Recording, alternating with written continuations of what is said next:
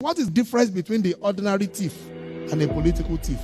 Number one, the ordinary thief steals your money, your bag, your watch, and your jewelry, isn't it? But the political thief steals your future, your career, your education, your health, and your business. Number two, the hilarious part is that the ordinary thief will choose whom to rob. But you are the one who choose the political thief to rob you. Because we choose them. We vote them. We blindly say we are not blind. Who is deceiving who? The ridiculous part of the whole issue is that we will fight to defend and protect our belongings from the ordinary thief. Is it not? But we fight each other to defend and protect the political thief. Is that not what we do? Thugs will be fighting themselves to protect those that are stealing our career, stealing our joy, stealing our health, stealing our success. What a shame. What a travesty. It calls for us to think and think deep. The stage we are in as a country is not a stage where you become an onlooker. You have become an onlooker for too long. You must get ready to put your hands to the plow and be part of the process. It's not just about PVC, carry PVC. You must be in the kitchen where it is being determined. You must be there where the decisions are being made. We are there in our numbers, they cannot outnumber us. But you leave it aloof. Oh, no, it's too dirty. It's a dirty game. And then the dirty guy is getting to the game of play. And you are there not showing up. And when they begin to make the decisions, you will know whether it's a dirty game or not. All right. Hey, good afternoon. It's morning in some parts of the world. It's good night in some other parts of the world. You see something scrolling there. And it is what it is. The unlawful arrest. The unlawful arrest of Member of Parliament, Sherrod Duncan. That is true. For those of you who are now hearing it for the first time, Sherrod Duncan has been arrested. And he hasn't been arrested for anything. It hasn't been arrested. He hasn't, been arrested for stealing law books or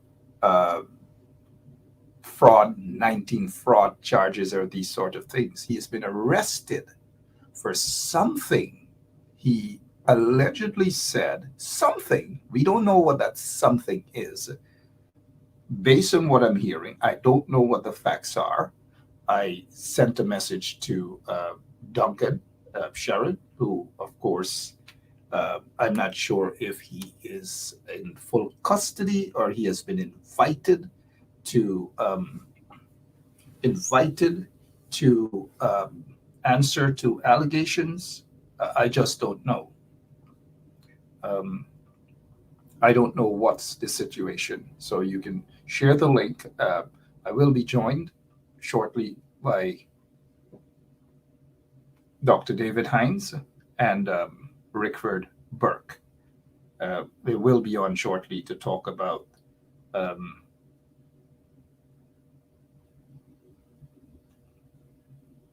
just some messages coming in. Yeah, to talk about this situation with Sherrod Duncan. It is not going to stop until, and that's all I was saying. That's all I'll say. It is not going to stop until it is stopped. It's got to stop. At some point, it's got to stop. How it's going to stop, I don't know. Those folks who are on the ground will have to make that decision. Those political folks on the ground will have to make that decision about getting this thing coming to a halt. It has got to stop. I repeat, it has got to stop one way or the other. Now, here it is that you have, and this is not just about Sherrod Duncan. It has happened before. They picked up Gavin Matthews. They picked up other individuals. And so this is not an isolated situation. It has happened before. Um, it has happened before, and so it has happened again. But when it happened before, I suppose people sit, they stayed quiet, nothing much was done, nothing much was said, other than the few folks just speaking out. But I say this again, at some point in time, it has got to stop. One way or the other, it has got to stop. Because these vagabonds in the PPP, they have absolutely no shame. They don't care who they go after. They don't care what they do. They don't care how it looks. They are going to do it. Again, if you're now joining us, Member of Parliament Sherrod Duncan, arrested this morning, some would say was invited. Um, invited. And let me just say to and the individual, we don't want reckless comments on this comment section, please. All right, we don't want reckless comments. Uh, be very reasonable with what you say. I just appreciate that. That's all I wish to say. We do not want any reckless comments. And this is with all due respect. I know 99% of you guys are not reckless. So we don't want anybody to come with any reckless comment. And that individual that I'm talking about knows who she knows herself or himself. All right? So please don't come with any reckless comments. Let's be responsible. Good. So Sherrod Duncan arrested. He's currently at CID headquarters. What he's doing there, I don't know. Should he be there? No, he shouldn't. He shouldn't be there. But what the PPP is doing, they are intimidating people. But for those of you who know Sherrod Duncan, you know he does a show, the rings in the ring, I believe, yeah, in the ring. Sherrod has his style of doing things. He is contributing in that sense in ensuring that the regime is exposed. But they don't like that. The PPP and their surrogates and their cohorts do not like it. Now, if it is accurate that, according to information, he allegedly said something about some so-called rich, mind you, I use these things, cautiously, so-called rich businessman. And so because of how Guyana is, once you have a little money, regardless of how you acquire the money, as long as you have a little money, uh, folks feel that they can run the police force. Folks feel like they can just.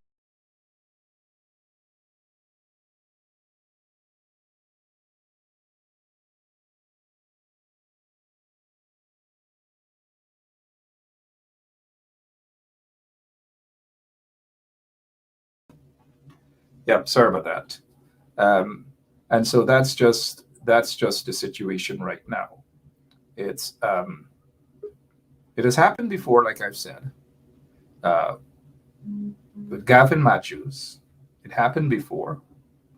Um, it happened before with others, but it has got to stop. One way or the other, it has got to stop.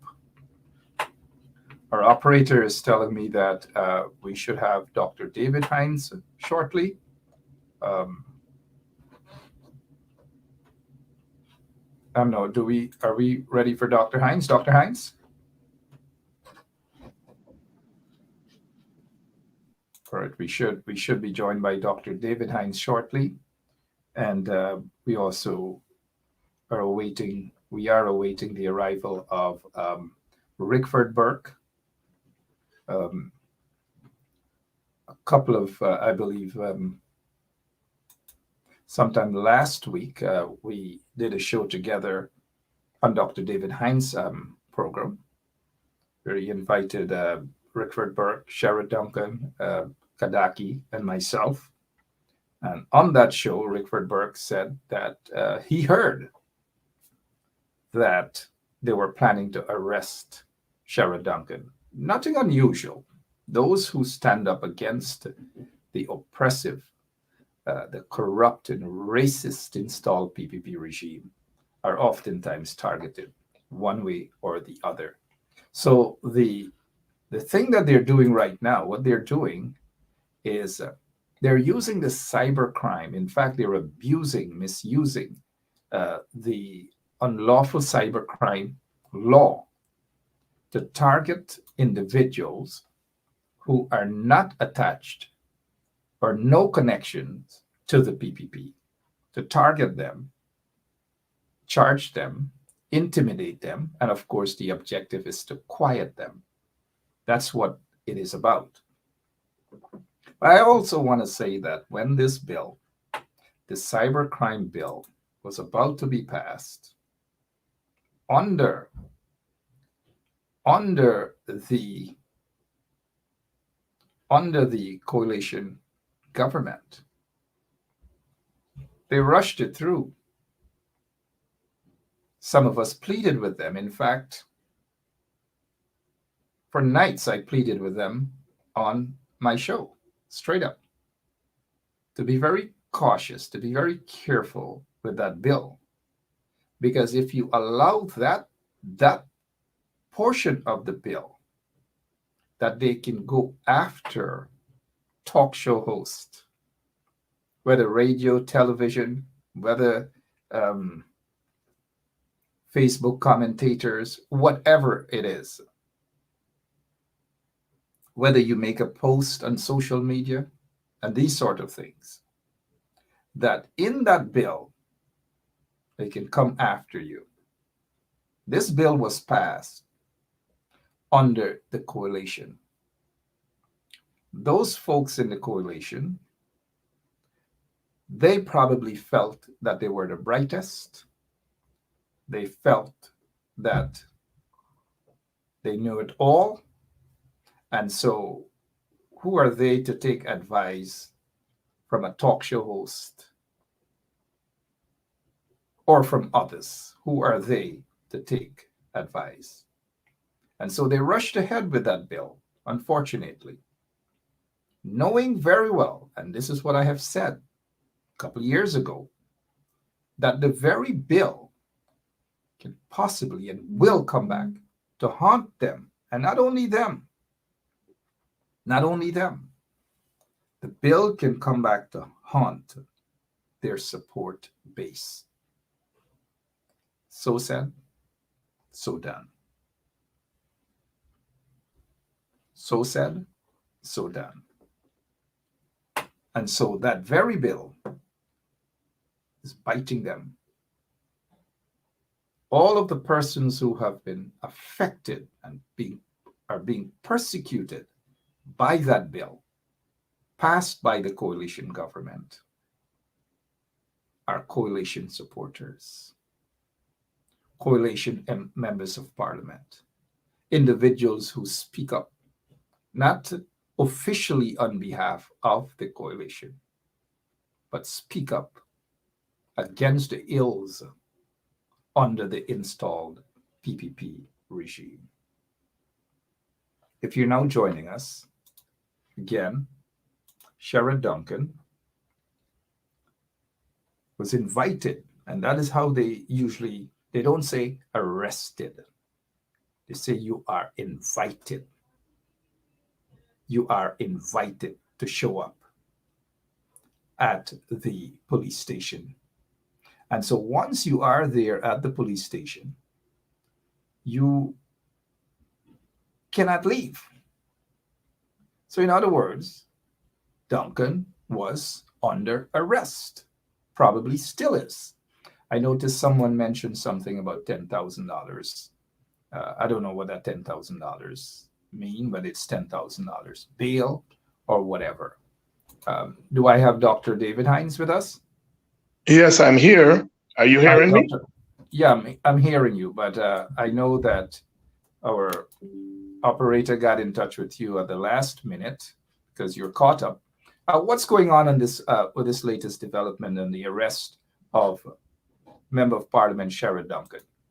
Well, it's continuing the trajectory of the PPP.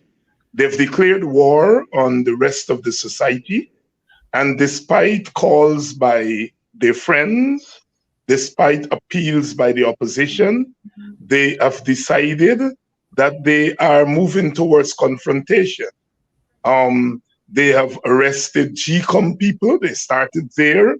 They have arrested opposition PNC members. They have arrested former ministers of government. And of course, they telegraphed that they were coming after a few of us that they call social media advocates. They went for Rickford Burke, and now they've gone after Sherrod Brown. The path is very Sherrod Duncan, sorry. Sherrod Duncan. Sherrod Duncan. One second. Yes. 1 second, Dr. Hines. Note that they went after Gavin Matthews as well for something that he allegedly said about Ramson, that Ramson felt that based on what Gavin Matthews said, that he inflicted some sort of emotional distress. And so let's remember that as well, where it started. But continue. I forgot that. Sorry about that. Sure. And now they've gone after Sherrod Duncan. It is very obvious, Mark, that what we are doing on social media, what we have been doing, is in a sense taking its toll and taking its effect on the PPP. And they want to shut us up and shut us down. And they're prepared to use the state, to use the police in a politicized way in order to shut down dissent. In this case, dissent from someone who's on social media every night, trying his best to expose what the PPP is doing, but more than that, to keep people informed of the developments in Guyana. That has now become a crime. To keep people informed, to give them analysis, and to expose the government, it's now a crime. The other side of the coin, it is a crime. They don't want that other side. Dr. Hines, I know you have a scheduled engagement shortly. Bear with us for another couple of minutes. We have Andrew Weeks. Let us hear exactly what's happening there in Guyana. Andrew, give us a quick update, please. Good afternoon. Hi, Mark. I'm here with the chairman of the PNCR, Mr. Holder. We are at CID right now. Mr. Holder, could you give us an update in terms of what's happening right now from CID? Morning, Mr. sir. Hi, good morning, Mark. Good morning. Here in support of Mr. Duncan, we've just learned that there was an allegation that was put by somebody from up the East Coast, Mr. Gittins. Mr. Gittins, that Sherrod himself does not know that person. So we're a little baffled by that, but it's an allegation that was made. My understanding is that no official statement was taken from Mr. Gittins. Sherrod, as we speak, Sherrod is at CID, up at CID right now, and we're waiting on a sergeant, Doudnot, I believe is the name, Doudnot or Doudnot, to come in to deal with this matter. But this is the usual thing, Mark, where you just have an allegation being made and the police move at lightning speed to make that arrest. It's a typical case of the police using, the government rather, using the police force as a means of silencing Guyanese, silencing anyone that shares an opposing view, in our opinion. So that is where we are. He's being represented by attorney Nigel Hughes. A team from that attorney's office is also here on the ground. So we're awaiting this sergeant to come in. We were told that he will be here in another hour. But since I'm here, it's almost an hour. So we understand the delay tactics, the kind of games that the government plays, and how they use the police force to carry out their agenda, So let me ask especially you this. against opposition members. Let me ask you this, Mr. Chairman, and thanks for your time. And Andrew Weeks. So as it is now, Mr. Duncan is under arrest. He cannot leave. Yes, that's correct. He's on the bench at the CID department in Cleary. That's where we are right now. That's where we are right now too. CID is over there. See? Yeah. And so is he on the bench, or where do they have him? He's sitting on a bench. He's on the bench. He's sitting on a bench there. Okay. So nothing basically is happening.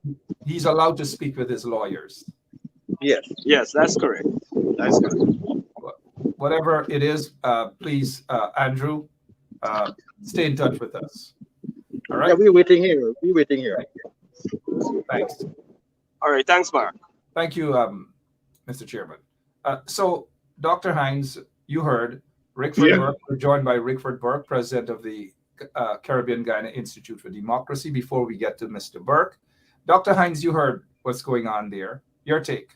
Yeah, Mark, this is a serious development, even as we know that the government telegraphed that it wants to get Sherrod Duncan and the rest of us off the air. It is still a very serious development. We are visiting the country, the Commonwealth Secretary General. One would have thought that any government would say, no, we have a visiting dignitary. We are going to not show the dirty side of what we're trying to do. This government simply does not care. It is decided that it is moving towards a confrontation, and it will shut up by force, by the force of the state, anyone or any group that takes a position that is contrary. We heard the minister saying that 2 high court, appeal court judges should be defrocked. What more do we want to hear? I think Guyana is continuing to go down this slippery slope at a very rapid pace.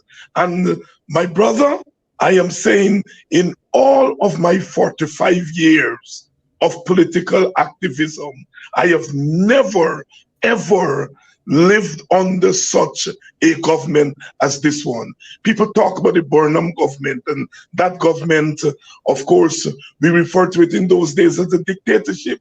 But I am telling you that government did not go as far and so openly naked as this government. This is beyond ridiculous, and it is also dangerous. Dr. Hines, I don't know if you have another 5 minutes, but yes, I'll stay for another 5 minutes. Thank you, sir. I appreciate it. Mr. Burke, welcome to Straight Up. Well, not Straight Up, but 107.1 FM. A happy new year to you, even under the circumstances. Last week and a half, I believe, we were together on a show, Dr. David Hines' show, Politics 101, where you revealed that the regime, the installed regime, were planning to have Sherrod Duncan arrested. It happened today. Your take. You're not surprised? Well, I'm not surprised at all. Good day to you and good day to Dr. Hines. I know also that they're coming after Dr. Hines. I have my sources in the Guyana Police Force, and somebody contacted me and told me they sat and heard members of the PPP with senior members of the government planning to arrest Dr. Hines and Dr. Duncan. I think they're a little more hesitant with Dr. Hines because Dr. Hines lives in the United States, and there will be serious repercussions for that. But at this point in time, I don't think they care. But first of all, let me condemn strongly on behalf of CGID and the diaspora, condemn this tyranny that is unfolding in Guyana through the arrest of Sherrod Duncan, a member of parliament. Sherrod Duncan is not a regular citizen. He is a member of parliament. And it seems to me, I have been saying for the longest while, the PPP is busy working to justify all of my contentions. I have been saying for the longest while that the PPP has divided Guyana into Indian Guyana and Black Guyana. And they have the same thing with regard to a justice system. They have one justice system for their supporters and one justice system for everybody else. Nigel Darmlal, Bar Jagdeo, and all these people are on critics and all of these other programs, including Anil Nanlal, libeling people, committing crimes under the Cybercrime Act, and they're not being arrested. But they're arresting Black people. We have to face the reality. They are trying to silence African Guyanese who are speaking out against their racism, their apartheid government, and their tyranny. I see Mark laughing. No. Rickford, I'm laughing, and I want David to hear this as well. I'm laughing because the report is now out that Sherrod Duncan is placed under arrest for calling, allegedly, this guy, Anil Giddings. He is he is the IT manager at GCOM. And guess why he arrested Duncan? They arrested Duncan for calling Anil, allegedly, for calling him a trench crapo. Well. Could you believe that? Wait a minute, gentlemen. For calling him, allegedly, a trench crapo and a jagabat.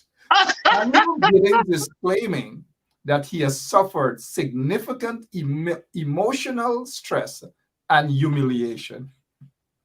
That's on a live situation. I was live when you can't anybody. Yeah, here we are. Mark, let me say this. Anil Nanlal went on national TV and called me all sorts of names, including, he said, I was convicted of rape in the United States, of sex offensive. Anil Nanlal, the Attorney General of Guyana, said that I have never been charged with a crime in my life. But Anil Nanlal said that I had sex with a child. These people think that they could go and on television and on social media and say any and everything. Bar Jagdeo said that I collect money around America and that's how I live. He said that I'm a low life. Well, I've instructed my attorneys to sue him and Anlal, and that is in train. And then he said Amanda Walter Nazir is a low life, and went on to talk all sorts of derogatory nonsense about a senior lawyer. Everyone, and we can say this from African, those who are of African descent, are low lives, hungry belly, all these things they describe. Yes. Look at what, but I know Dr. Hines got a couple minutes more. Dr. Hines, I almost called you a trench crapo. I don't. Mark, even if you were to call me that, it wouldn't move me because I've been called worse by the PPP people. And this is the thing. I mean, they are free to describe us in terrible ways. They are free to disparage us and say all kinds of things. And somebody just say a man is a jagabat and a trench crapo, and he's now being charged, or at least being arrested for it. God help Guyana. God help Guyana. It's dangerous indeed. We are told that Duncan was just released. Andrew, can we get a glimpse of Sherrod Duncan, please? We are still outside of the CID. We have not seen the releases yet.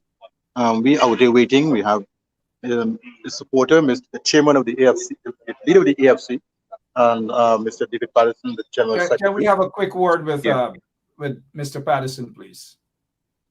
Yeah. No, we're still waiting out here. All right, you guys are still waiting. Yeah, can we have a quick word with Mr. Patterson, please? Mr. Patterson. Mark Benchcott. Yeah, Mr. Patterson. Hi. Good afternoon, sir. We have Rickford Burke. We have Dr. David Hines also with us. What's happening? What's the latest development, man? What's happening in that country, Mr. Patterson? Well, we just here at CID. They went to Sherrod's home this morning and invited him to come down to CID because there's an allegation made by a gentleman that he called him a jagabat and a trench crapo. Yes, and which the gentleman found to be insulted to him. So he's here. We're waiting. Well, he's been here since about 11 o'clock, and he's waiting on the arrest of the investigating officer, who hasn't turned up as yet, surprisingly. So he's in the station bench, and his lawyers are here. He's represented by lawyers from Nigeria, Youth, Cameron, so we're just waiting on them to actually have an interview with him, and then after that we'll see what it is. So, but this is just a continuing harassment of persons, you know. For sure, no matter if there's any evidence or not, likely he'll be arrested and charged. That's the modus operandi. So, so we're here showing solidarity. We will see what happens. All right, Dr. Hines, I know you have to go, but do you have any question for Mr. Patterson? Not really. Not really. No, I don't. Yeah. So David, my brother, just you mind now using the words Jagabat and Trench Crop. Yes. Yes. I know you're a man that like to use these sort of colorful languages, descriptive languages. And you gotta use land crapo. You might have to use land crapo instead of trench crapo.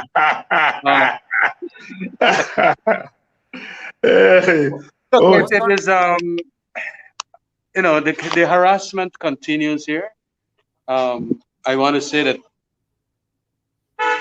if the investigating rank is not here yet, neither is the person who is supposed to confront Sherrod. And Sherrod has been advised, and he has been here for about 2 hours now.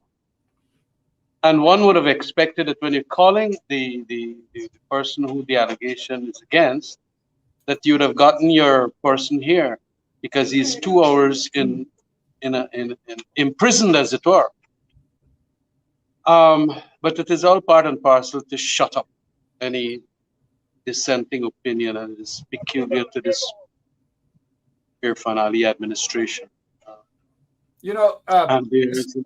Ramjatan, let me ask you this. You being from the quarantine, and I know the origin of words such as Jagabat and trench crapos and so forth. There's nothing humiliating about being called a trench crapo. But what is the definition of Jagabat really? Break it down, please. Hey, boss. I first heard that word from a Sparrow song. There you go. There you go. And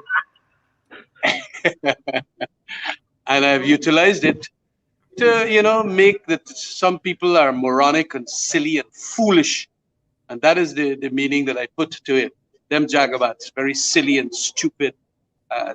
Those are words, English words that you use to describe your opponents sometimes, especially when they're doing stupid things. So I don't see what, by utilization of those words, that you're there to humiliate. And then I don't know if it was directed, but we have to wait until, I suppose, Sergeant Tuknot comes back and hear what he has to say. But it is all part and parcel of where they're going to pick up these virtual complainants and come.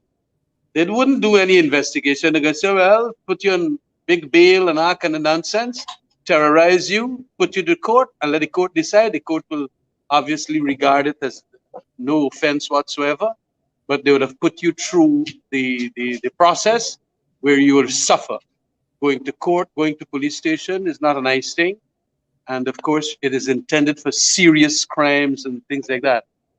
But they're utilizing that Cybercrime Act now to trivialize these conduct of reporters to the extent now of stating that these are criminal activities. Freedom of expression is going to be withering in Guyana as a result of these kinds of nasty attitude and unprofessional conduct from people, and also in collaboration with some members of the police force. You know, Mr. Ramjatan, before you go, while you guys await the arrival there of Mr. Sherrod Duncan. He's here already. He's here already. We are awaiting the arrival of the Gittings guy who made the allegation. No. He's not next to you guys there. He's inside, right? Yeah, he's inside. He's inside. I thought he was allowed to leave. Sorry about that. No. He was not allowed to leave. He's He was not awaiting. allowed. Yeah. That is why I'm do you saying that see he is this- in Do you see this crime bill, that particular part of the crime bill, coming back to haunt coalition supporters, because it was actually passed under the coalition? No, well, it is being abused, just like any other law. The law in relation to so many other matters, which they have utilized to bring criminal offenses against so many of our past ministers and things like that.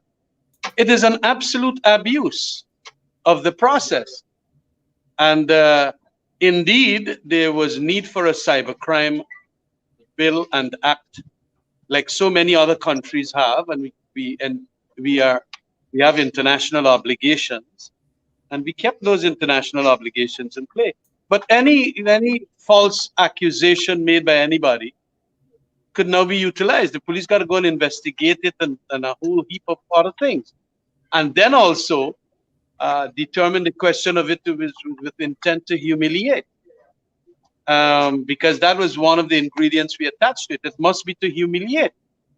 And these offenses also must be weighed against freedom of expression by a person who's a very popular social media, what do you call it? Social media unit in the Ring program.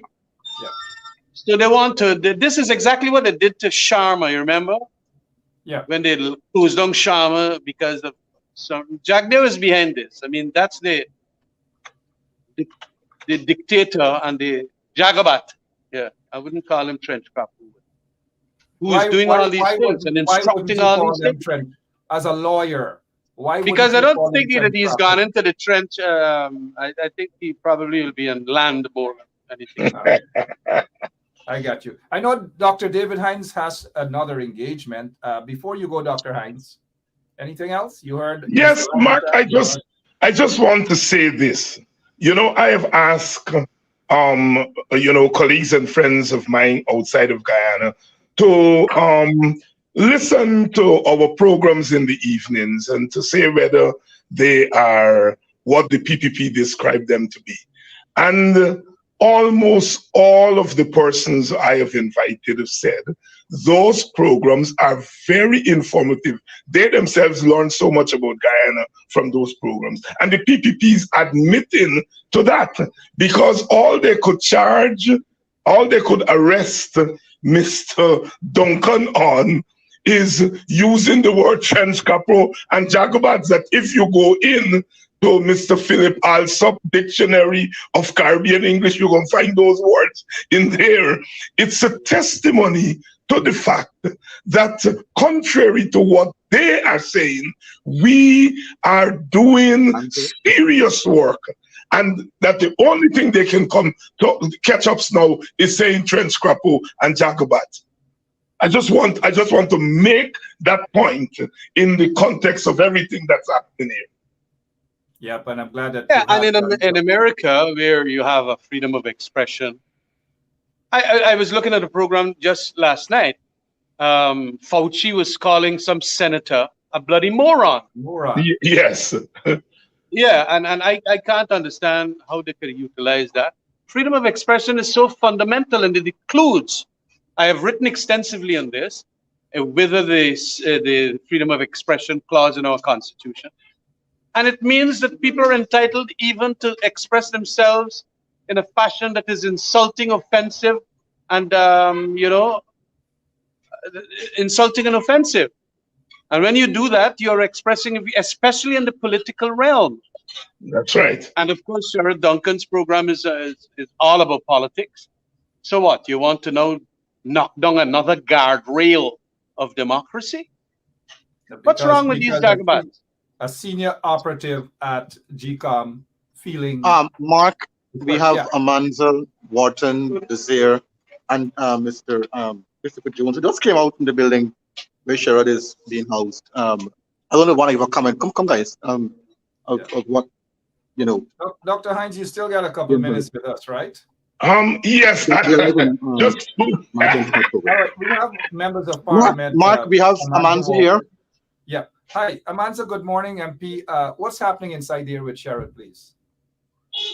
Hi, Mark. Yes, we just had the opportunity to speak with him. He is in high spirits. He is awaiting the return of the investigating officer for, I believe, an interview to be done. So we've looked in on him. He's doing well. He has asked us to convey his gratitude for the outpouring of support. And we are here. We are awaiting the return of the investigating officer, at which time we'll be able to provide you with some more details. But just to confirm that he is well, in high spirits, not in any way daunted or discouraged. And we will be here standing with him until he is released. Before we get to the chief whip, Amanza, you are a lawyer. Are you surprised of the allegation that he allegedly called somebody a jagabat and a trench crapo? Is that what the law enforcement officers are doing? Jagabats and trench crapos? Yes, clearly this just indicates the depths to which we have descended in Guyana and the extent to which the PPPC administration will go to curtail free speech. It is a very, I think, sad day, but it is also an indication of the control freakism that this regime intends to exhibit. And we have to take a stand because today it's Sherrod, tomorrow it's going to be one of us. So we are not prepared to allow this to go unanswered. We have to, I believe, as a people and as a country, stand up and demand that our freedom of expression be protected. My understanding of the circumstances is that it is, they're quite spurious allegations. I believe that this is just an attempt by the state to drive fear into the hearts of one of our very vocal members of parliament, but it will not work. It will not work. We will not be silent and we will not be daunted in our defense of the people of Guyana. So we are here, Mark, and we'll provide you with updates as we are updated. Thank you so much, Amanza Walton, Member of Parliament. We also have Chief Whip Christopher Jones is with us. Mr. Jones, good morning, good afternoon. What's happening? Good afternoon. Yeah. Sorry, say again, Mark. Sorry, what's happening? How is he feeling, and what are your thoughts on this arrest? All right. So, well, as Amanza mentioned before, Sherrod is in high spirit, and of course, he expressed his appreciation for the outpouring of support from yourself and like-minded Guyanese, both here in Guyana and in the diaspora.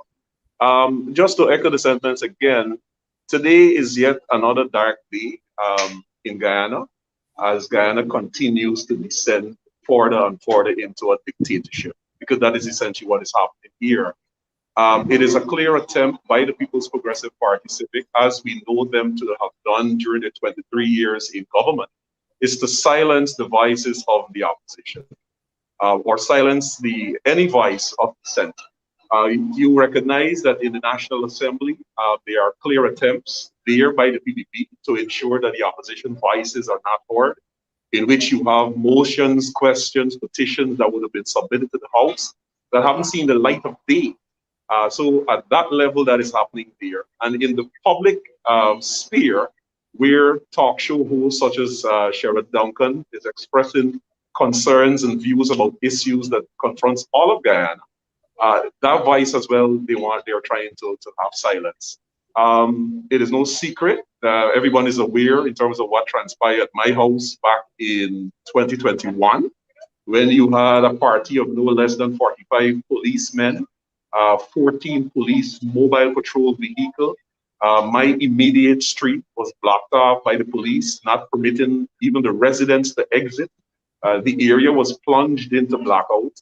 And you know what unfolded there? Even though the court had issued an injunction restricting the Guyana Police Force from entering my premises and removing any item, they breached that order, jumped the fence, and they proceeded to do what they did. We know that you have Vala Lawrence, who is before the court, Carol Joseph, who is before the court, David Patterson, who is before the court, James Bond, who is before the court, and the list goes on of opposition members that the government is using the state apparatus, this being the Guyana police force, to silence the voices of the opposition and those who dare to raise concerns about the situation in this country. It is a grave situation, and I hope that not only the international community that operates here in Guyana, whether it be the US, the Canadians, the British, and so forth, I hope that they don't just see this as just another event. It is indeed a grave concern that Guyana has slipped further into a dictatorship in which the government, the People's Progressive Party Civic, is using the state apparatus to silence the voices of the opposition and those who dare to raise their voices in concern. All right. You heard that. Clifford Burke, you have any quick question here for Mr. Jones? No, not really. I just want to underscore the fact that free speech in Guyana is under attack, and I want to particularly call on the Commonwealth Secretary General, who's visiting Guyana. I'm not sure if she's left, to condemn this attack on free speech. And it's dastardly because it's the arrest of a member of parliament who's expressing his views on social media. You saw the bulletin they issued for me. Chris just spoke of what transpired at his home. Kim Raj made a reference to Sharma. We know what happened to you. It is the same old PPP. And what I'm astonished by is the silence of the ABC ambassadors, especially the American ambassador. And I'm calling on Ambassador Sarah Lynch to condemn this arrest. We have, like I said, we filed a complaint with the Inspector General of the State Department against the ambassador, who I believe has violated her oath of office. The congressman has called for her to be removed. And I am aware that there's currently an investigation going on. I'm not going to say anything more about that with regard to the bulletin that was issued. And now the State Department and Congress is, I had discussions up to Saturday, widening that investigation to include other Guyanese Americans. Now, like I said to you, somebody, a senior member of the Guyana Police Force, informed me that that person witnessed members of the administration, this regime, with members of the Guyana Police Force planning to arrest Dr. Hines and Shara Duncan. I made that statement, that information very public twice. And as you made reference to, they've now arrested Shara Duncan. And to think that they would arrest Shara Duncan for calling somebody a trench crapper, they're not even concerned about their image in the international community. They're not concerned about that. And let me say lastly, they have arrested James Bond and Colvin Heath London, who's a former head of NISIL, allegedly for some crime in relation to the sale of a property at Peters Hall. And they have demanded, they had issued letters demanding that that property be returned. And they had the audacity to move to the court to cancel that transaction. The Chief Justice just ruled last week that the transaction was perfectly legitimate. And she denied all of the requests by the PP government, and she directed them to allow the person who the land was sold to keep the land. Now, if the transaction was lawful as the Chief Justice ruled, why are James Bond and Colvin Heath London still being prosecuted for a perfectly legitimate transaction?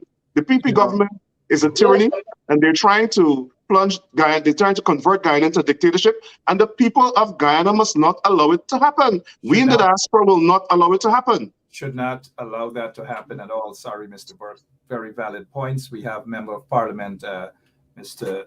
Ranchrup here. Sir, how are you feeling at this moment about this latest development and the unjust arrest of your colleague, Mr. Sharon Duncan?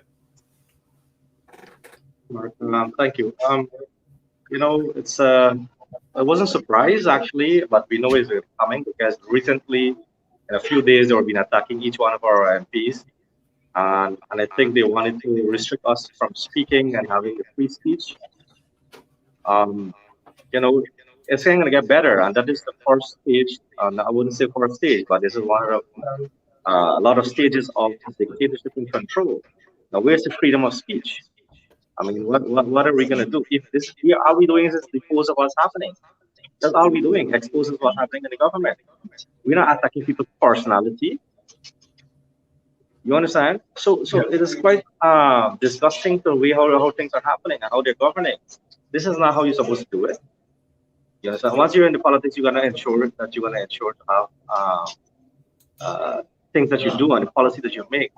And I think, from Mark, I think this is a means of distraction for something else. A means of distraction, indeed. You saw Sharon earlier? No, I think actually I just came, so we didn't get to talk. Because about an hour ago I learned about this here. Before that, but are you surprised though? Are you surprised, Mr. MP, that what he has been arrested for, Jagabat, trench crappos? Well, Mark, first of all, I'm gonna go see the dictionary that those two words existed. You understand? And then we can understand exactly where he's coming from. But freedom of expression. You understand? Yeah. But emotional distress that is being claimed, we are gonna do tests too. We have to get a doctor to say that emotional distress. You understand me? And prove that medically he has emotional distress. You just can't talk it. If you have emotional distress, it has to be notarized by a doctor. Yeah, it seems to be a pattern, Mr. MP, but thank you so much for your time. It seems to be a pattern with these folks. That's right. Jagabats. Mark, can I ask a question? Sure, Mr. Burke. Go ahead, sir. To the members of Parliament, the PPP has been using the Ghana police force and the judicial system to attack their opponents, who they see as enemies. Bar Jagdeo, Anil Nanlal get on TV and they call people all sorts of names. Forget about me. They attacked Amanza. Recently, Bar Jagdeo called her a lowlife. We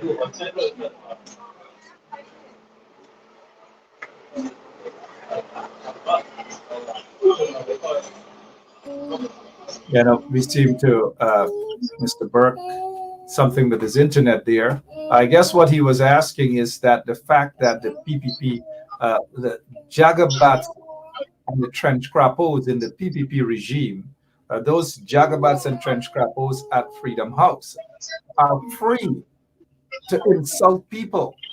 What Burke was attempting to say before he got cut off is that Jagdeo called Amanza Walton a quote-unquote a low life and all these sort of things, and they're allowed to get away with these things. Your thoughts? Mark, I am not in for name calling. Me, I'm a straight, direct person. I deal with policies and issues. You understand me? So they can call me anything that they want to call me, but it ain't the main thing. They are doing it, and when they do it, it is okay. But when it comes from our side, we are being politically victimized by the police force and the others that are using the judicial system to do this to us. But we want the Guyanese people to understand what they're doing. So there's not a balance of the coin. There's not a balance of the system, and that is wrong. But people are now waking up to see, and that is what's going to be worrisome to them, because this is what's happening here. It is good for us because you know what? The people are seeing exactly the potential and the capabilities of what the people are doing, and that is wrong. Yes, the law and the judicial system cannot be on one side and don't look at the other side. But for me, you can call me anything they want to call. I don't know. These people want to stretch their hands in other parts of the world where freedom of speech is allowed and feel as though they can dictate what others. But I'm saying this, and I've always said this, that the PPP at Freedom House and those at Office of the President have a bunch of trench crappos and Jagabats. And I'll continue to say that. The trench crappos. Men are now hurt.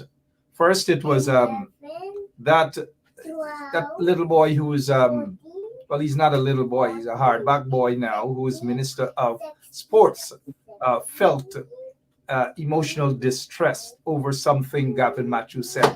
And now we're hearing the same emotional distress again. I don't know what's happening. But what's the mood like there where you are right now, MP? Well, we are kind of here. We're waiting. It's kind of quiet, but we are waiting to see what's the next move. As you see, we are still waiting to the person in charge to come and deal with the matter or issue. But I know they wanted to frustrate the process, and that's what they do. They drag on the system.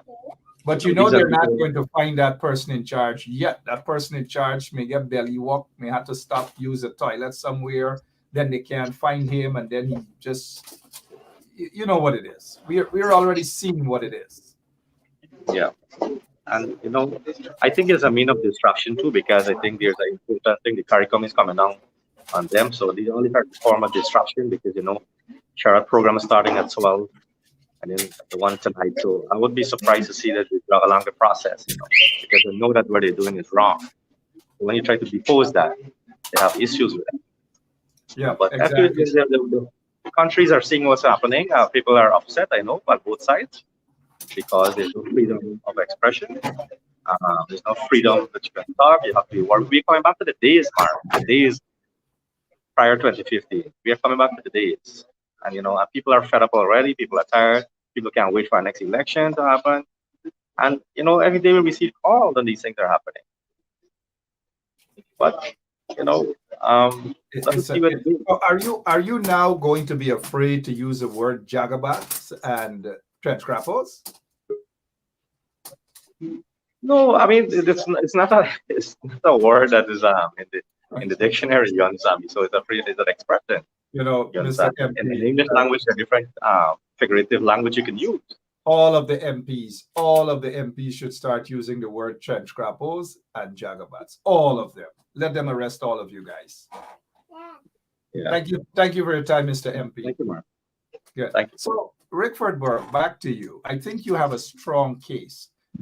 Thank you, Andrew. We'll continue to stay live and to see what's going on there at CID headquarters, where, if you're now joining us, Sherrod Duncan was arrested over 2 hours ago. He's currently at CID headquarters. Member of Parliament Sherrod Duncan. I'm not sure whether back to Rickford Burke. Rickford, you don't make your joke when it comes to filing lawsuits. You have a hefty lawsuit against that individual, Barrett Trenchcrapple Jack Deal. Now, have you considered suing them also for infliction of emotional distress, because they basically keep calling you a basement dweller? Well, Mark, those insults don't bother me. I think the PPP project, and my recommendation to them is to look at the man in the mirror. I want to know, though, why the APNU members of Parliament and other members don't use the same tactic against the PPP. And every time they use these derogatory terms against them, file criminal charges. Let the police force refuse to arrest them. Let the police force refuse to investigate the matter.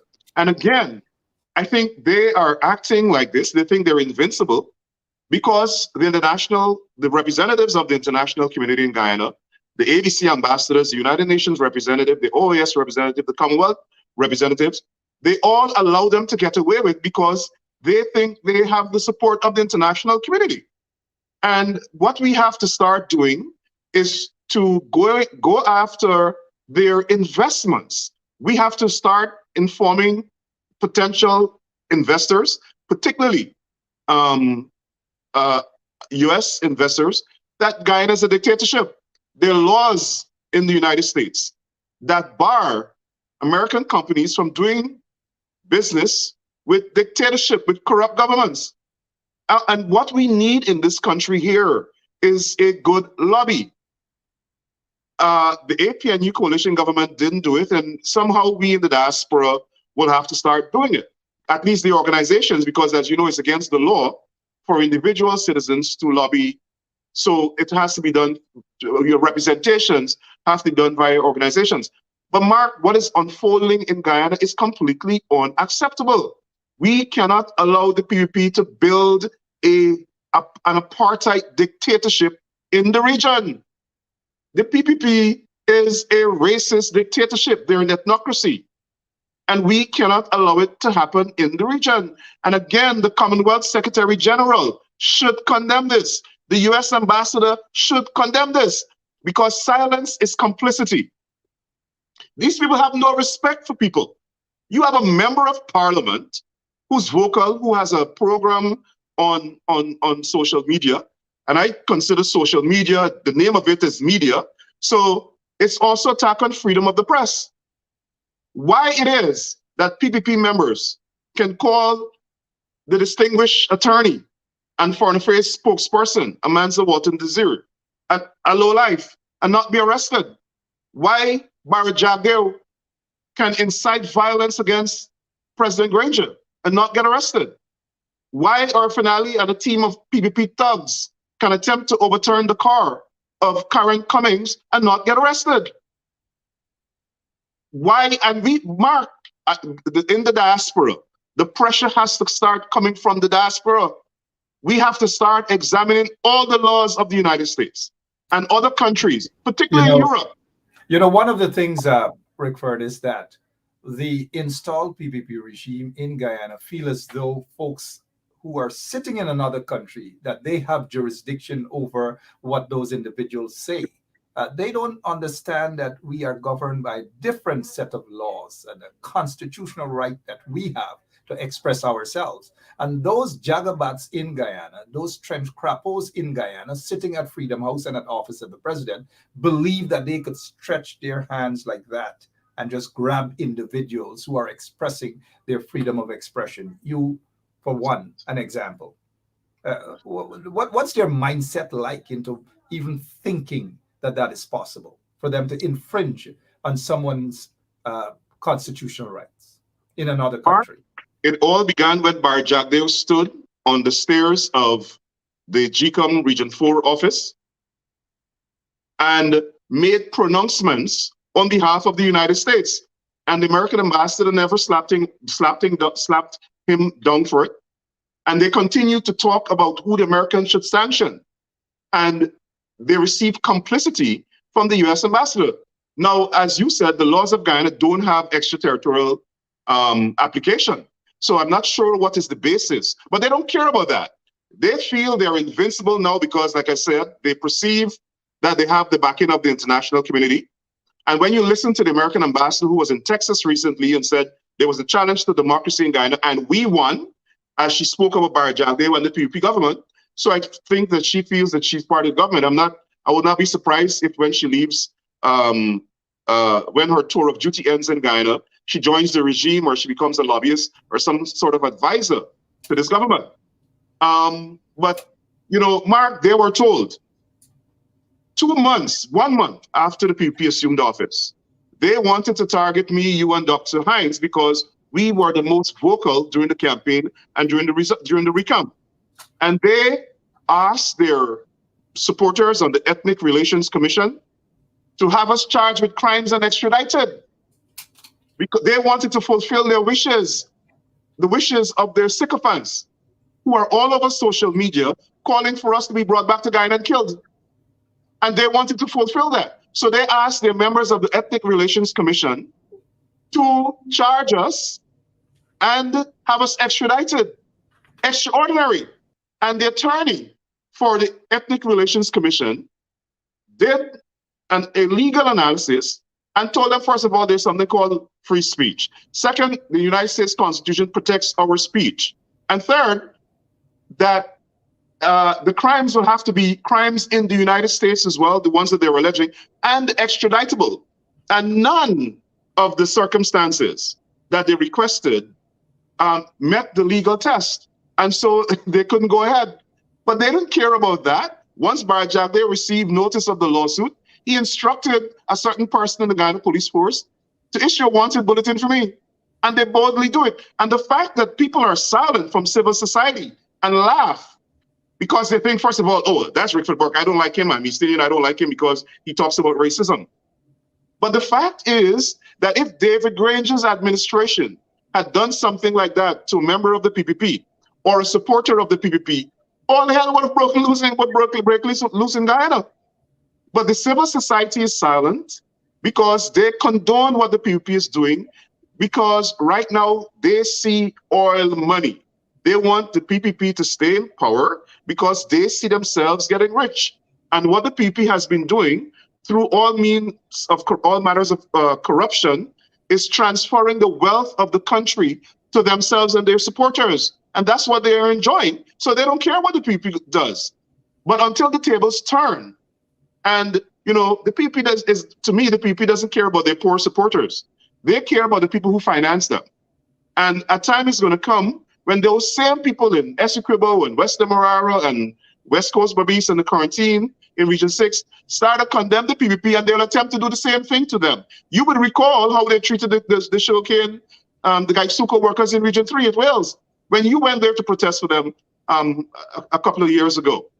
So no one should allow the PPP to infringe on free speech rights, on the right to assemble, on their constitutional rights. And Mark, the PPP government has effectively outlawed protests, because every time somebody attempts to protest, they send the police to arrest them.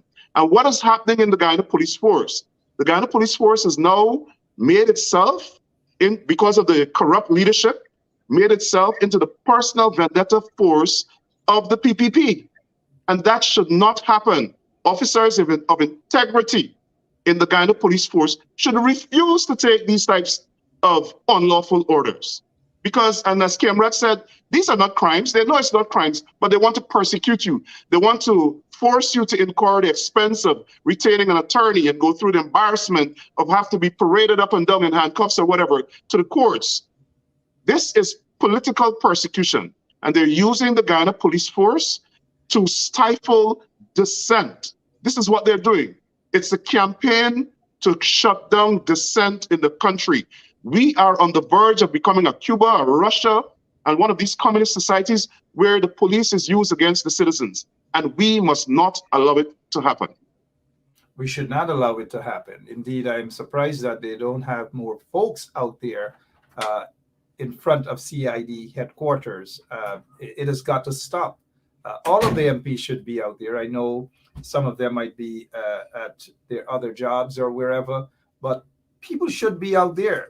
Enough is enough. We saw it happen before. This is not the first time.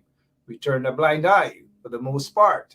And now again, it has happened again. It has got to stop one way or the other. We just can't sit down and wait for the ABC countries, those officials in Guyana to make a statement. They're not going to make a statement. They're not on our side. They're not on the side of democracy. Because if you have diplomatic representatives who are talking about the restoration of democracy and transparent elections, when there are two elections petitions in the court that the PPP is fighting every day not to be heard. They just don't want those elections petitions to be heard for obvious reasons. I don't know. But when is it going to stop, Rickford? And what will it take for it to stop? Keep in mind, we're on radio. The people will have to, I'm well aware of that. The people, I'm not concerned about that, Mark. I know we all know what the rules are and we know how the PPP play.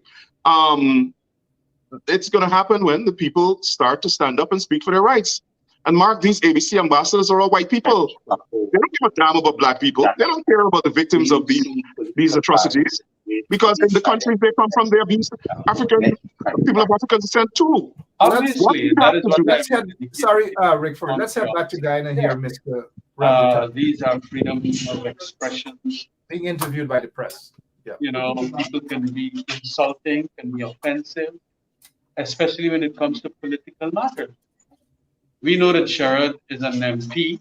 We know that he is on the social media dealing with politics 100%.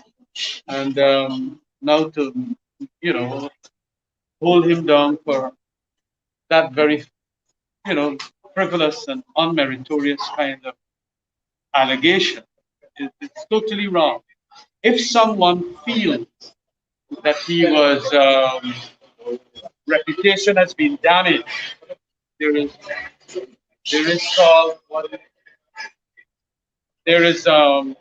you can bring a libel action. And you can go to the High Court for that. It is not a criminal offense.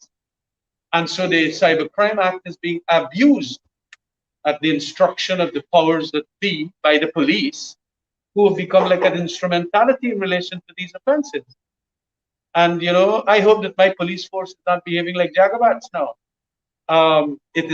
That is not what I tried whilst there for my 5 years, telling them that you must understand in a liberal democratic order, and especially with the constitutionalism and rule of law, people are going to make certain statements that are, you know, not norms or not because of what you would expect them to make, but that is not a crime. And if someone feel aggrieved, so they have the High Court to go and say, well, oh, Sherrod called me jagabat, and I feel bad about it, and I lost reputation. And you got to prove that you lose reputation, because we call people morons. I have been the butt of so many nasty remarks from Anil Nandalal and Bharat Jagdeo in Parliament and out of Parliament. But you learn to live with it because you are in that area called politics. And it is very much a kind of a consensual agreement that you can't be offensive in your expressions and so on. But to now go and abuse the Cybercrime Act to lock him, well, effectively he is in a kind of a lockup situation. He has been now, he can't move from where he is. And this thing is terrible.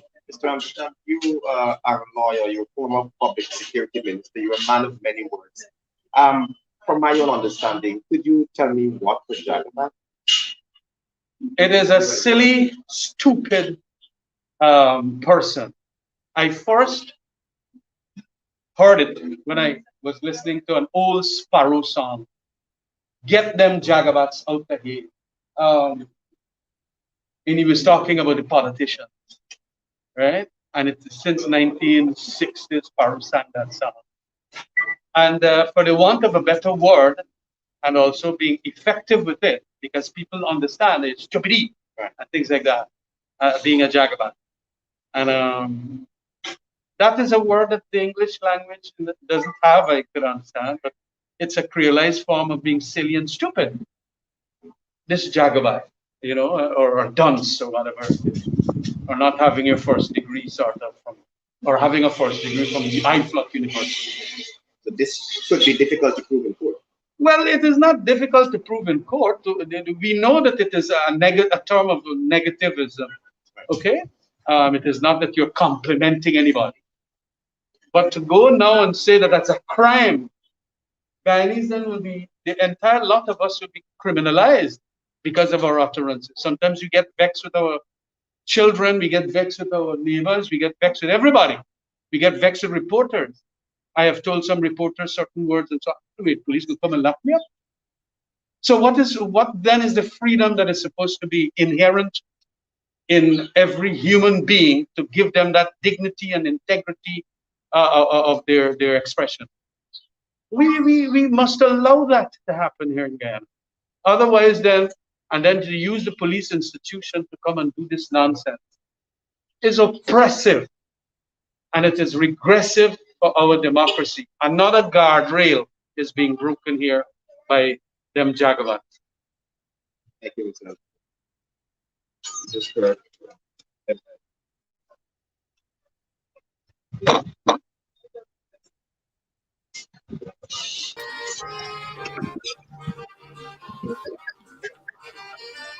Oh, Sparrow. Get those jagabats out there.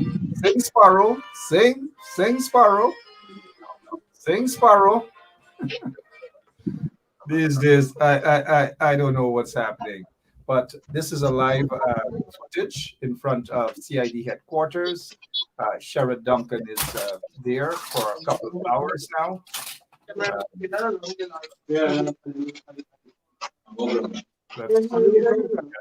Understand there's a new development. They're not allowing Sherrod attorneys to speak with him. Right. So we had been able to speak with him earlier, maybe about an hour or so, and we were told just now, because he would not have had the opportunity to eat our today.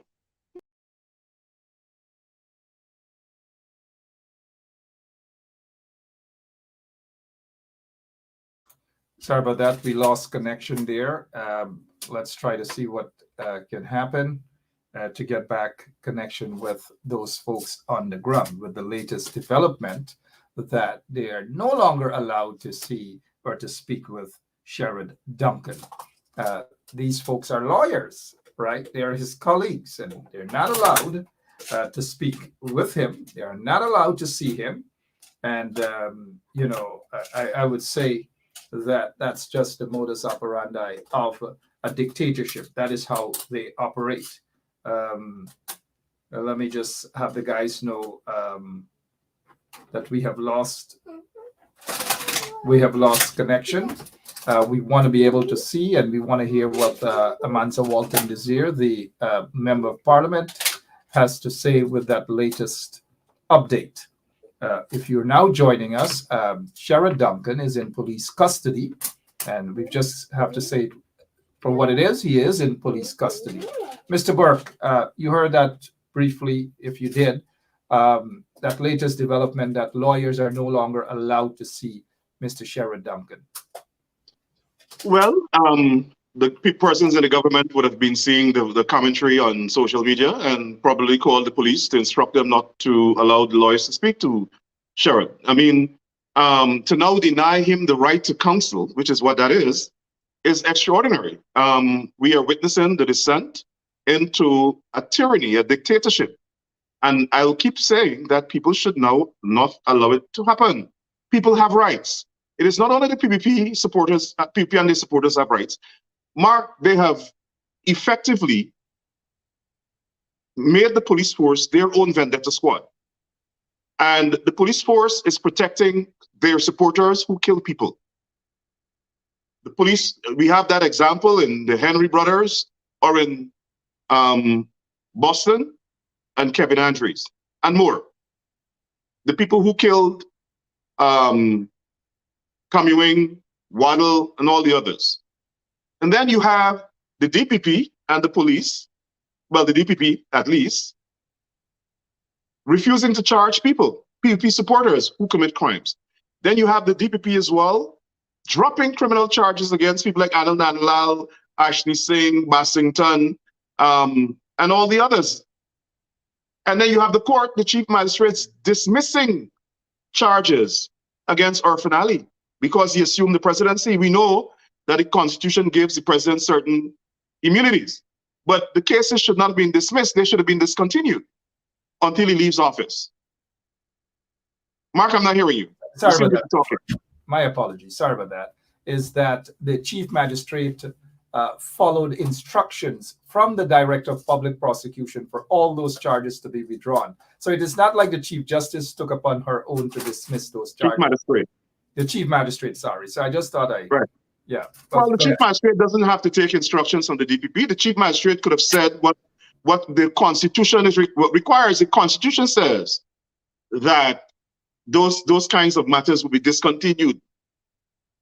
Not so if the president had killed somebody. I know, but there is something in the DPP chambers that's called, and you have studied law, you know it too. It's called null pros. If the state decides to withdraw those charges, and all of those charges emanating out of the DPP chambers, so the DPP chambers could offer a case, null pros a case, and instruct whichever magistrate to say, that's it, we're no longer proceeding with this matter of the state. So I believe that's what happened with those Jagabats.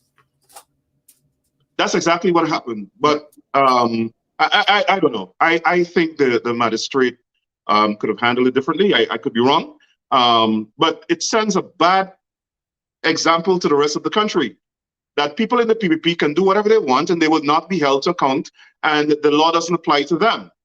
And, like I said before, I witnessed Bharat Jagdev on a program calling Amansa Walton Desir a lowlife.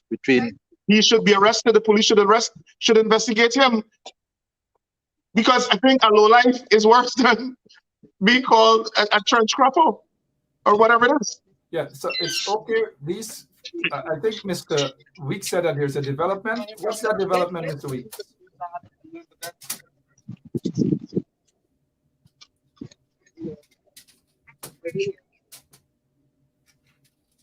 So Amanda's tried again to get access into CID, and the police are not allowing her, nor the lawyers. They're all standing up here to get access to see Mr. Sherrod Duncan, see if he wants anything to eat, if he needs some water, what have you, or to see if he's being questioned without counsel. So they're not allowing the attorneys to go in the compound to see Mr. Sherrod Duncan. So that's the standoff right now between the attorney lawyers there, please, and the police right now. Yeah. Can we have a word with one of the lawyers, maybe Miss Amanza Walton Desir, Mr. Ramjatan, someone about this latest development? No, I was saying just now, Mark, that the attorneys are not being allowed to enter the compound to see Mr.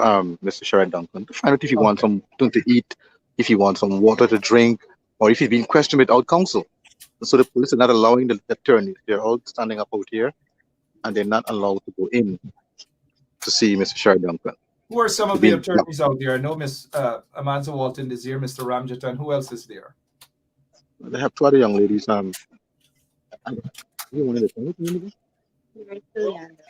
Right, Miss. What is one of the attorneys here? Why are you not allowed to go in to see Mr. Duncan? Well, right now we're not being allowed to speak to Mr. Duncan. According to the officer at the gate, in order for anyone to enter this time, he needs permission from his superior, and he hasn't received that permission as yet. So we're waiting the permission to speak to Mr. Duncan. Currently, the police are violating Mr. Duncan's constitutional right to speak to his attorney. So we're waiting to see. How long have we been trying to get to see Mr. Duncan?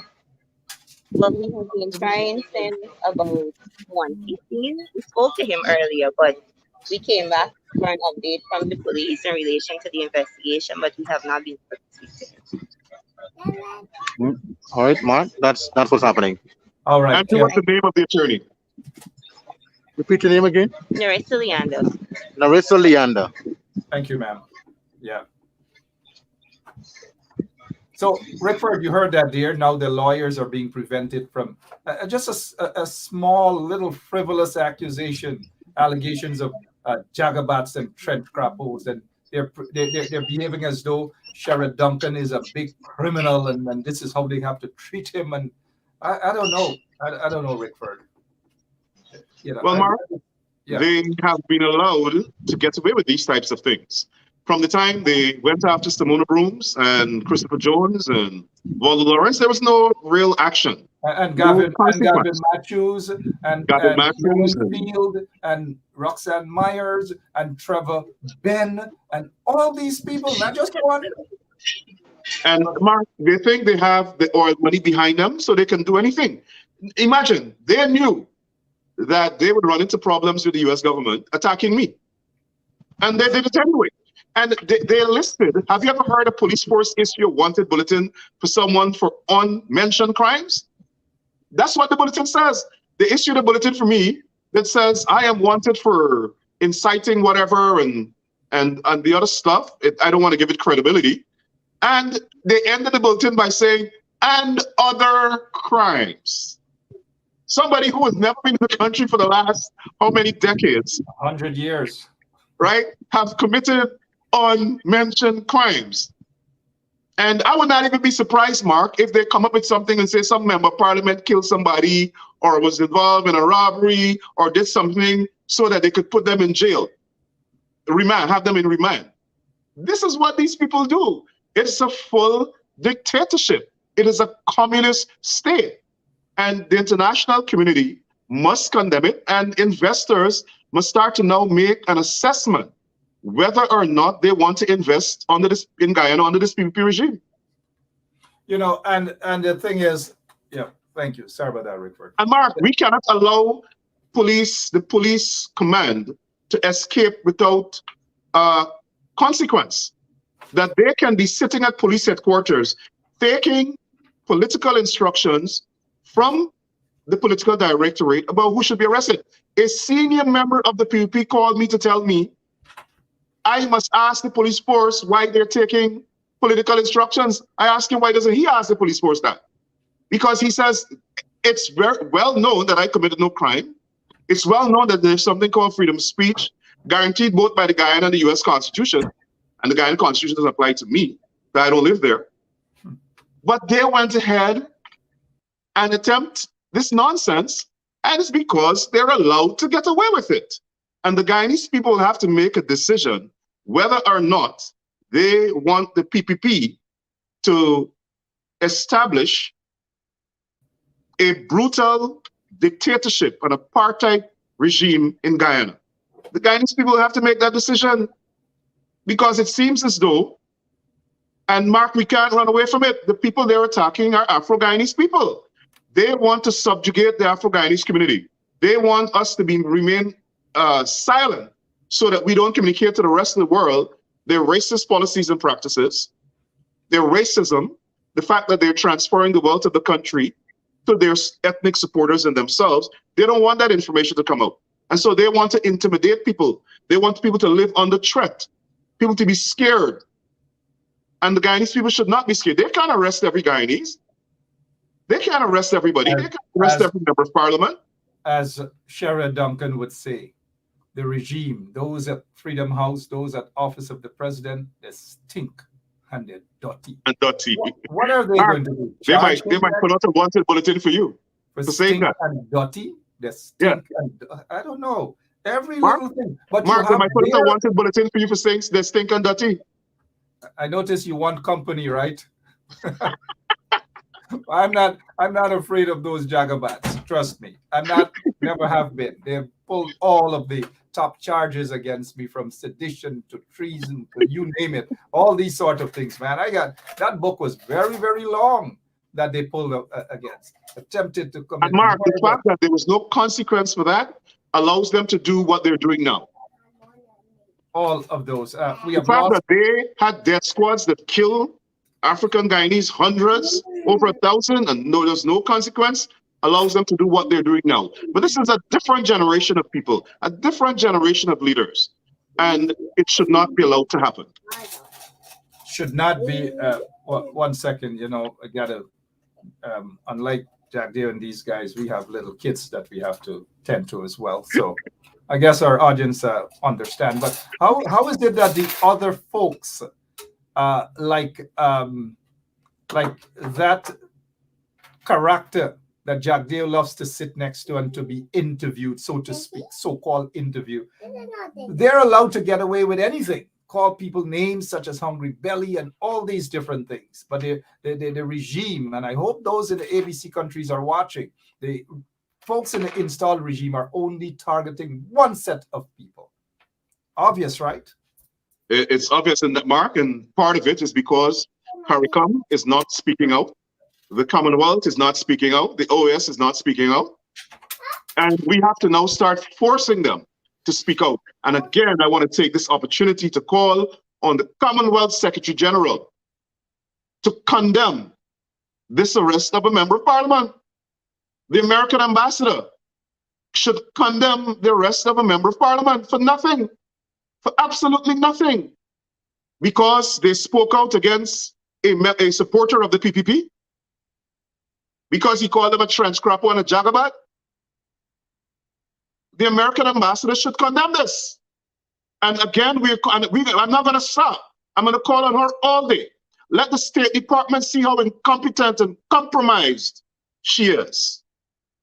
And the Commonwealth Secretary General, who has been aligning herself so closely with this corrupt regime, should condemn it. The British government has called for her to step down because of her alleged activities at the Commonwealth. Several governments in the Commonwealth have decided to withdraw funding for the Commonwealth. So if she wants to exonerate herself and demonstrate that she's unbiased, she should condemn what is going on with the rest of this member of parliament. And the rest of civil society should condemn it. Should condemn it. I can't understand where the private sector is when we have these kinds of atrocities. Where's the Georgetown Chamber of Commerce? Where are the churches?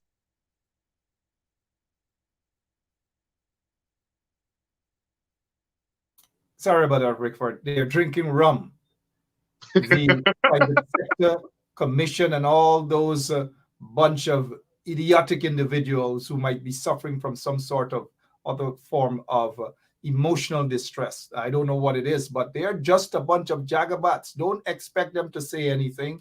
Don't expect them to condemn anything. What they do is they support whatever the installed regime does. That is because they benefit from that. They're there basically as bloodsuckers of the economy. They're not there because they're concerned about small businesses, small business owners and these things. They're not concerned about them. Look at who they are. Look at who the head of the Private Sector Commission is. And I say, look at who these folks are. He might be suffering from some emotional distress after this or whatever. Look at this is the guy who said, look, he's the head of the Private Sector Commission. He said the PNC cabal will, you guys come clean this nation. Fraud is fraud. But this is a guy who wouldn't ask Irfan Ali to come clean. He wouldn't. This is a guy who made a pronouncement through the Private Sector Commission about who caused the fire of the police station and all these sort of things. This is the guy. This is the guy who's the head of the Private Sector Commission. I don't know. Mark, and you notice they're not talking anything about the murder of Black people. They're not talking about the murder of hundreds of African Guyanese, a genocide. I notice Chris Ram challenging me for saying it's a genocide. It's a damn genocide. When you have hundreds of people being killed without justice, that's a genocide. It's a program. He's not talking about that. He's not talking about the justice for Mr. Boston, justice for Kevin Andrews, justice for the Henry boys. Why, Mark? They have effectively created two societies in Guyana, two systems of justice. One for their ethnic supporters and the other one for Black people. And I live in a society where we fight for equality. And that's why I can speak so freely. We fight for the empowerment of Black communities in this country. Because we have been disempowered and disenfranchised and victimized. And so if there were any other... Look at how the truth hurts. Look at this guy, Natish or whatever, whoever, Natish. Look at how they speak. Look at how insulting they are. I mean, look at these guys. No wonder why they are called trench crappos. Because the definition of trench crappos simply means that they jump out of some hole, they jump out of the trench. This reminds me of growing up on the quarantine when you're walking on the streets and then suddenly all you hear is blue zoom. And when we look, is a trench crappo. That is where the term trench crappo. And this is how these guys pop up on these shows, bloom from nowhere. Look at his comment. We're on radio. I don't even want to repeat it. Look at his comment or her comment. Right now on Irfan Ali's page, he is promoting a death threat against me. He's refused to remove it.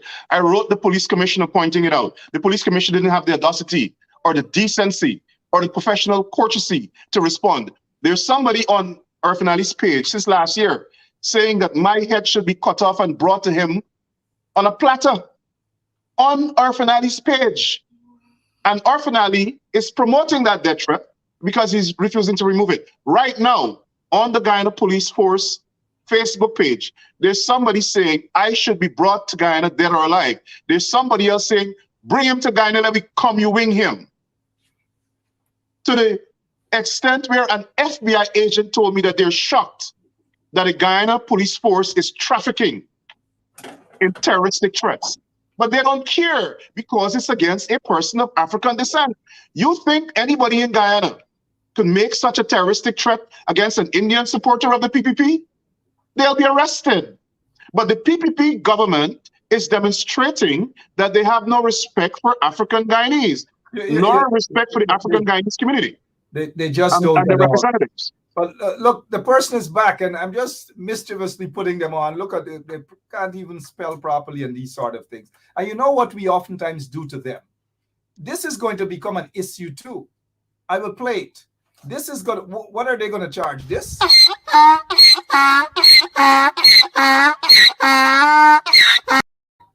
Are they going to charge for the donkey now? No. Mark, that donkey represents what the PPP is saying about Sherrod. That donkey is a PPP donkey.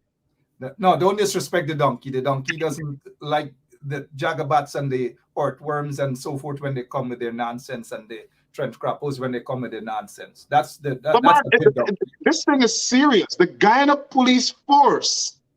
Where are the retired members of the Guyana Police Force to going to the police commissioner, going to the crime chief, and say to them, this is destroying the police force? Nobody can talk to them. You think somebody could go and talk to them? The police force got a bunch of, in the senior bracket, a bunch of politicians, political activists. They're working on behalf of the PPP. They're taking instructions. Look at one woman who was charged, a GCOM operative. She said she was there when a phone call allegedly came from Charles Ramson Jr. Allegedly came from Charles Ramson Jr. to the head of the Special Crime Unit, Caesar.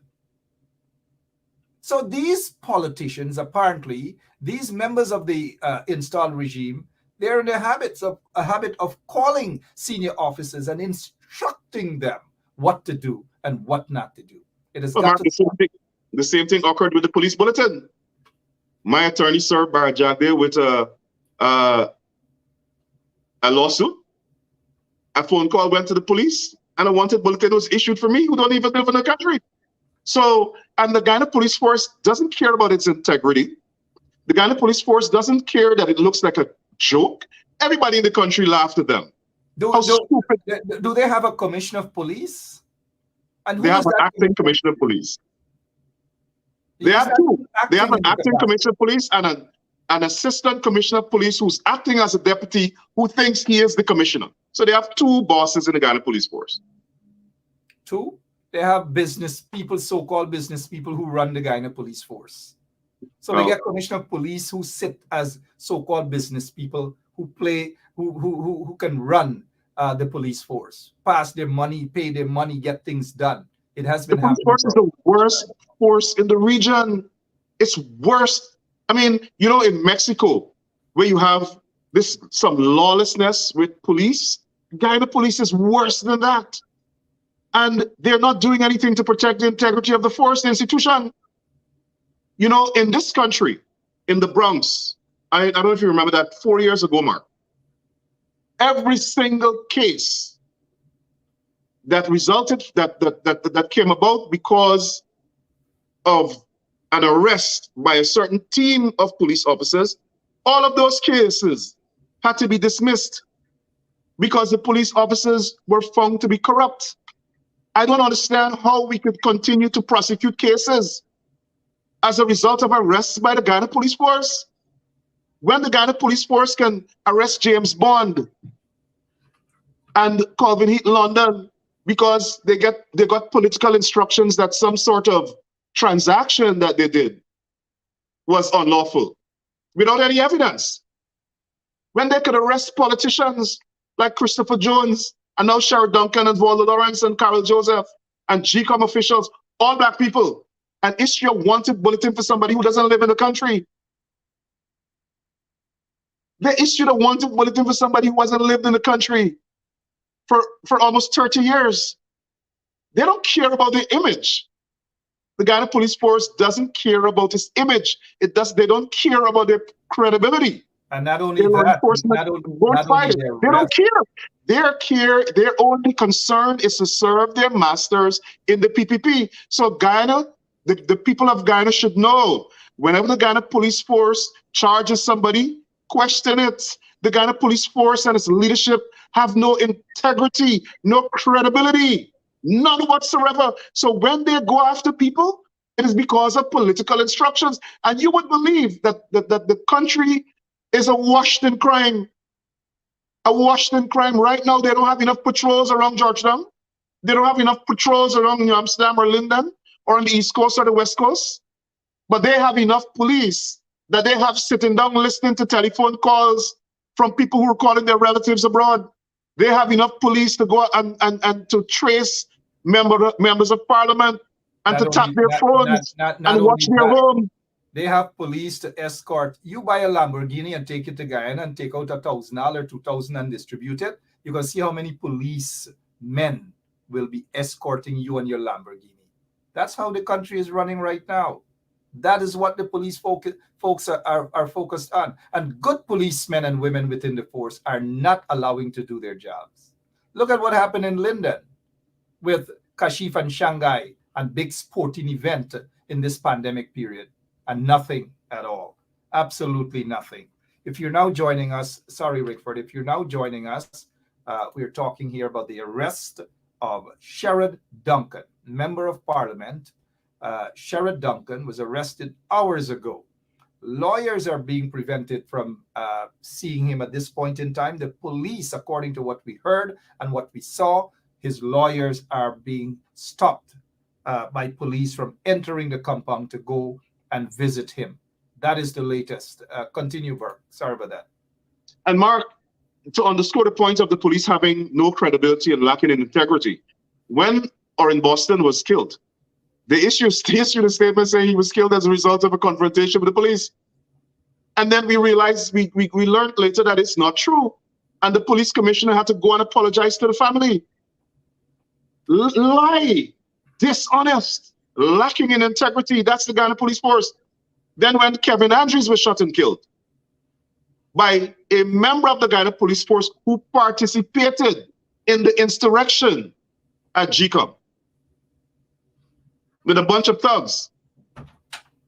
When Kevin Andrews was shot and killed by that individual, the police force issued a statement saying he was killed in an exchange of gunfire with the police.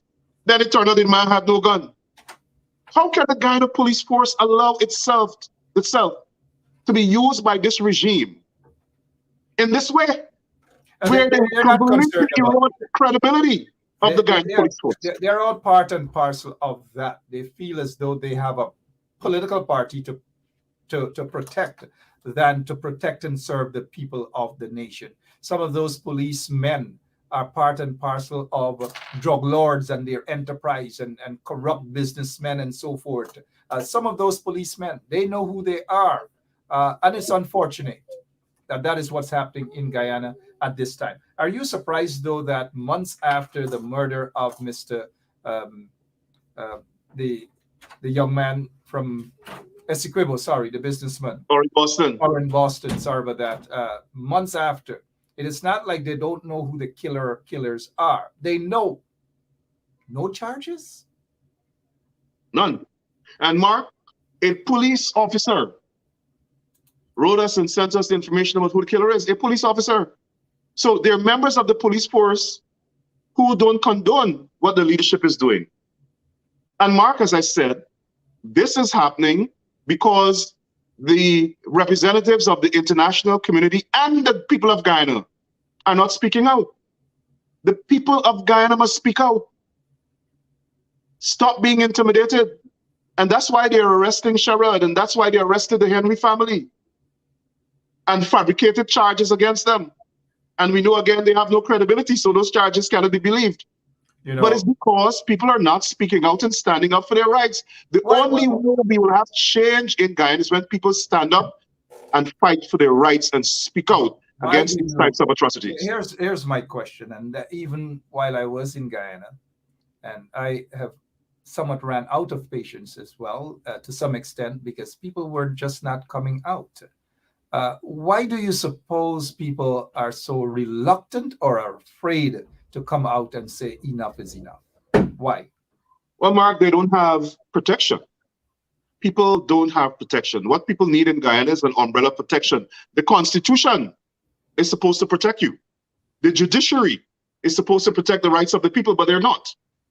They're not. You're not. When you see Winston Jordan placed before the court on frivolous nonsense charges and placed on $3 million bail, and when Anil Nanlal and Jack Day, when all these people, sorry, not Jack Day, Ali, they were arrested for their fraud. They were given $40,000 bail, $100,000 bail. The judiciary is corrupt. Some members of the judiciary, and I'm not questioning the integrity of the chancellor, but I'm questioning the integrity of other judges and magistrates. We would want to acknowledge that while they do have some honorable men and women in the judiciary who want to execute their jobs in a very fair manner, there are some, on the other hand, there are some who are questionable. So I just have to acknowledge there are some who are questionable. I wouldn't paint because of those who are questionable. I'm not going to take that paintbrush and paint the entire judicial system. Absolutely not. You're correct. You wouldn't do that. And that's why you interrupt me. That's why I wanted to say I'm not questioning the integrity of the chancellor. There, as you said, there are quite honorable judges on the bench and other members of the judiciary and the magistracy. But there are some that are corrupt, and there are some who think they have to execute the PPP's political agenda. And so I think what will have to happen now is that now that the PPP has made it clear to the international community that they are a dictatorship, the international community must now act to restrict this government and persons of the government. There should be sanctions. There should be restrictions. People's bank account should be frozen. We have to make sure that the international community takes. We see that happen. It happens in it happened in Nicaragua. It happened in Cuba. It happened recently in North Korea, and all these sort of Myanmar. Yep, it has Russia. It has to happen. Yep, it has to. But not only do we see that the ordinary folks, and I mean the ordinary folks, the rank and file folks, do not come out, but we see a heck of a lot of elected officials, politicians who themselves don't go out and stand up and represent this sort of things. There are only a few members of parliament that are activists. Others think that they are too important, or they're not cut out for that kind of activism, or whatever their excuses might be. Those people shouldn't be representing people. You see members of parliament here when we have racial justice issues, they go and join and deliberately engage in civil disobedience to get arrested, to make a point. But I don't know that we have guys, politicians that are so brave and bold, Mark. I don't. They have to. They're representatives. They have to be bold enough to know that they can take lockup, they could take jailing, they can come back out and represent the people, man. That is what politicians are about. But a politician is not just, and this is not knocking those who are in the opposition. It's reality. Being a politician doesn't mean that you see it as a job and you just expect to collect your money at the end of the month or whatever benefits, and that's it. You have to be bold to go out there and stand up and represent your people. That is what it's about. And in representing your people, you're representing a bigger cause, not just to your support base, but to the country at large. We cannot sit down and allow these charges to go ahead against Sheriff Duncan. But I like how folks are coming out. But the folks who are rushing out now to speak out against this persecution of Mr. Duncan should have also been speaking out when Gavin Matthews and others, the same sort of things meted out to them. Some folks were very, very silent when Gavin Matthews was charged and questioned and all these different things. So hopefully people's eyes are opening. Are you optimistic that their eyes are opening and something will be done? Mark, I hope so. The Washington Post publishes its daily newspapers with a slogan that says, "Democracy dies in darkness." What we see in Guyana happening, in Guyana is democracy slowly dying. And those of us who live abroad in the diaspora and we understand what freedom of speech is and what civil liberties are, we speak out. And now they're coming after us. But the people in Guyana will have to understand that they're the ones that have to shine the light in Guyana so that democracy doesn't die, because democracy dies in darkness. And the people who don't speak out are contributing to the darkness. They're complicit, whether they're members of parliament, ABC ambassadors. From the time this government came to power, they started going after people who were speaking out. It's a communist regime. And it so happened that there's one set of people they're going after while protecting criminals who support them. Look at some ministers. They have criminals, convicted criminals supporting them. You have a convicted criminal sitting in the cabinet. A convicted criminal in the cabinet. So what the PPP is sending a message throughout the society that says, if you are against us, whether you are a member of parliament, whether you live abroad, we're going to come after you. We're going to use our police force to come after you. At the same time, they're signaling to their people, go after these people, commit whatever crimes you want. So long as you're one of our ethnic supporters, the police can't touch you. And that's why we have no justice for Orrin Boston, no justice for Kevin Andrews, no justice for the Henry Boys, no justice for Kami Wing, and hundreds of others. Because the Guyana Police Force is the personal vendetta squad of the PPP. Mark, the police force has replaced the Phantom Death Squad. They're executing the nasty, dirty, vindictive political agenda of getting back and persecuting the political enemies of the PPP. You know, Mr. Burke, I wouldn't agree with you when you say that the police force has replaced. I would say that because the police force has always been part of the killing squads, the Phantom Squad, the Death Squad, they've always worked hand in hand. The evidence is whenever the PPP is in power. Whenever the PPP is in power. Whenever the PPP is in power. So they're still there. There's still elements who are Phantom Squad members, Death Squad members, and who are part of the drug trade, protecting drug lords in that country. Notorious drug lords. That's just how it is. Mark, one of the mistakes of the past government is that there was not a commission of inquiry into these things. There was never an investigation into these things. So the PPP believe that they're invincible. We never had any investigation into the death squads, none whatsoever. No investigation or inquiry, commission of inquiry into corruption in the Guyana Police Force, none whatsoever. That is one of the dark clouds that remain over the APNU AFC, and nobody has explained it. When they came into power, they came into power riding on a wave that demanded accountability and justice, and they failed us in that regard. I'm not saying that they didn't have achievements, but in this regard, it was a complete failure and a letdown. I got you 100%, and I don't disagree with you too. But I recall the very things that you're saying now, that when they got into office, there were just a few of us who were calling on them to do exactly that. Their supporters, some of whom now have turned against them, were saying that the soldier boys and all these soldier guys, they're going to deal with them, they're going to deal with them, they're going to deal with them.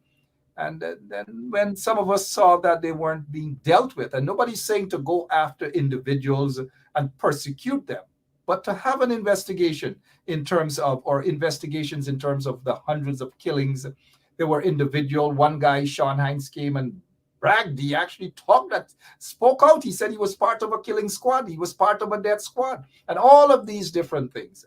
And there's something that I would say to you without getting into details. They were senior operatives of the coalition government that when I was in touch with them to ask them about investigating the murders of, and one of them is Crummy Wing.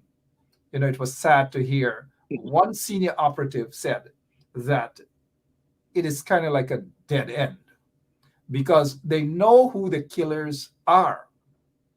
They have ID'd one of the killers. He was at a particular location. But there were senior officers who were stymieing the process, who are deliberately interfering with the investigations. And I said to them, that operative, that political operative, I'm not going to accept you telling me that a police officer, senior police officers are interfering with investigations. Knock those, find a way to remove those police officers who are interfering with investigations. I don't know. There were a lot of things being done behind the scene, but back then people thought that Ben Chap was bitter, Ben Chap was this, Ben Chap was that. And now I see that the same thing that I told them about, they're all talking about the same soldiers that they loved. I'm not going to join them in the battle and throw them soldiers under the bus. They're supporters. I throw our soldiers under the bus myself.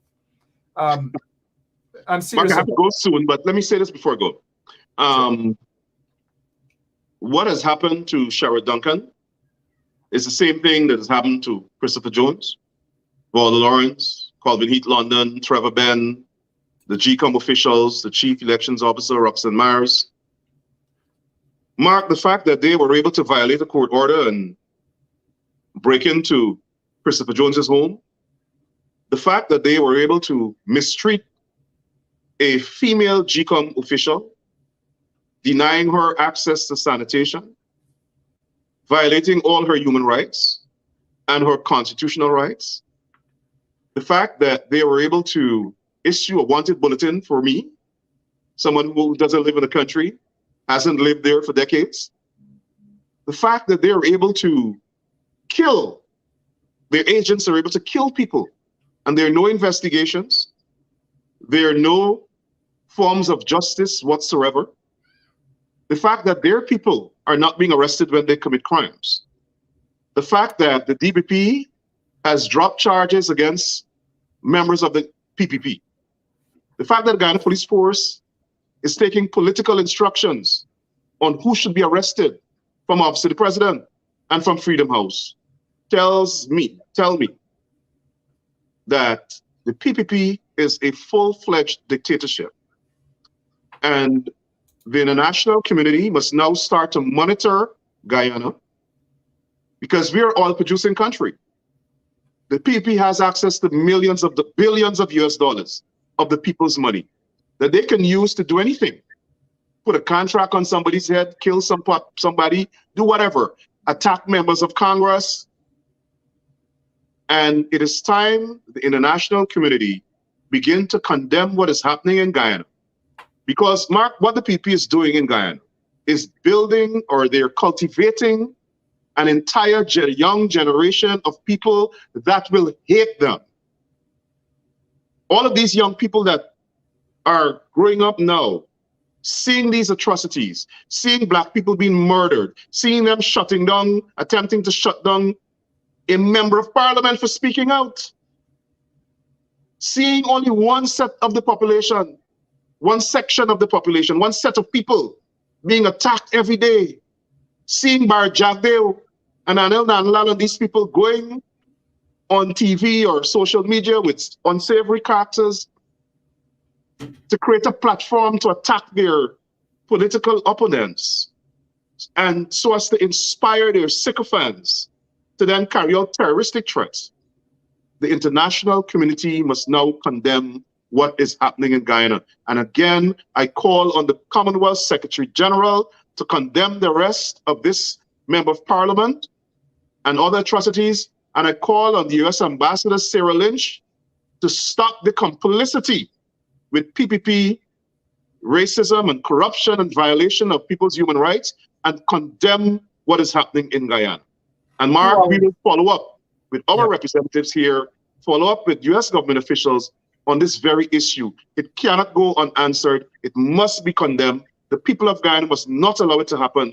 The people of Guyana must, through protest, have, as like I've always said, through protest, and we believe in peaceful protest, rise up, and stop the madness, stop the racism, corruption, and violation of people's rights. And you are correct. And when you use a word like rise up, they run with it to think that, hey, Mark is talking violent when he says rise up and all these. And it's interesting that you mentioned that the people have to participate and they have to stand up, because during our Zoom meeting last night with some other officials, and I think you brought up that very point, that people need to take up their position. They need to stand up and defend democracy. And nobody disagreed with you on that, including yours truly. And I thank you for what you do, Rickford. I thank you for your struggle. I thank you for your bravery. And I thank you for walking around Brooklyn and other parts of the United States with your wanted stuff.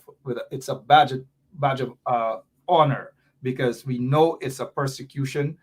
We know that it's a trumped up something. We know that it is vindictiveness, and keep doing what you do, Rickford. But 2 hours ago, the U.S. Embassy issued a statement. It says here, "We the people and I quote, words that serve as a cornerstone to democracy and are essential in forging a system of governance that promotes broad-based participation from every citizen. Democracy empowers the strengthening of national unity and national culture for every citizen. Blah blah blah. So when did they issue that? 2 hours ago. 2+ hours ago. So we are going to be monitoring what's coming out of not just the embassy, but the ABC countries that are very, very quiet on this situation. I know you have to rush off to a meeting, Burke, but I will continue for a few more minutes. Thank you, Mark. Thank you. Thank you. Thank you, listeners. Sure, sir. All right, Rickford Burke there. Shara Duncan again. Let's head back to. We can't go underground because we are not. Our guy went off to another assignment, so he's not there on the ground. I was hoping to get a couple of other folks on quickly, Glenn Lal and others, but our operator is unable to get in touch with them. But what we'll do is, if we have any further developments, we definitely will bring that to your attention. But we've got to go. Again, Shara Duncan is currently at Ivleri, in police custody for allegedly calling or describing someone as a jagabat and as a trench crapo. So if somebody says that, and I've been called all sorts of names, man, all kind of things they say about me. Oh gosh, the amount of emotional distress and all these things. I mean, whatever his name is, Giddings, the IT manager at GCOM, is upset because Sherrod allegedly described him or called him a jagabat, allegedly, or called him, a trench crapo. And so he's probably covered up in bed right now with a big sheet, a big blanket. Emotional distress because of being called a jagabat, a trench crapo. Let's give that IT manager, let's give him a national award, man. Let's give him an award. He deserves an award. Suffering from emotional distress over being called allegedly a jagabat, allegedly a trench crapo.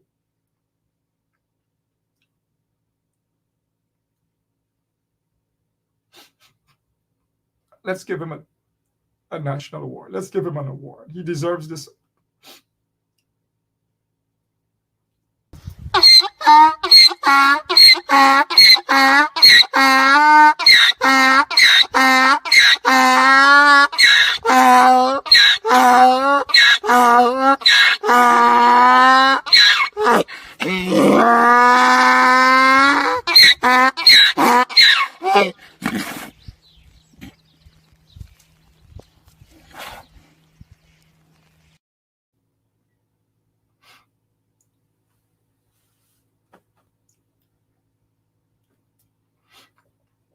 These men. These men,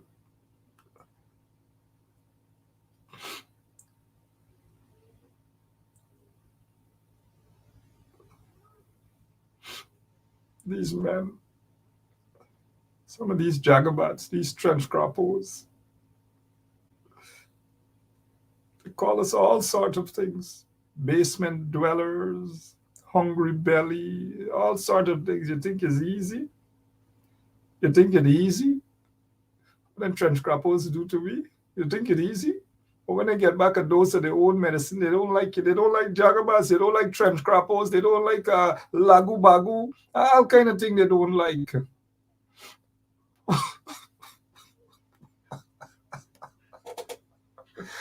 Sharon Duncan, you stay strong, man. You stay strong. Don't be afraid of those jagabats, those trench crapos. And like Sharon Duncan would say, they stink and they're dirty. Thanks, Lemon, for taking time out from his other job to be with us for this technical part. I've got to go. I'll be back later on if there's anything. Let us play this for all of the trench crapos, all of the jagabats, all of the lagu bagus. Even the basement dwellers are like in a basement, or hungry bellies and these things. How could people feel comfortable calling people hungry belly? And nothing is done to them. Nothing, absolutely nothing. I don't know. Let me go get something to eat, man. This is for all the jagabats and the trench crappos.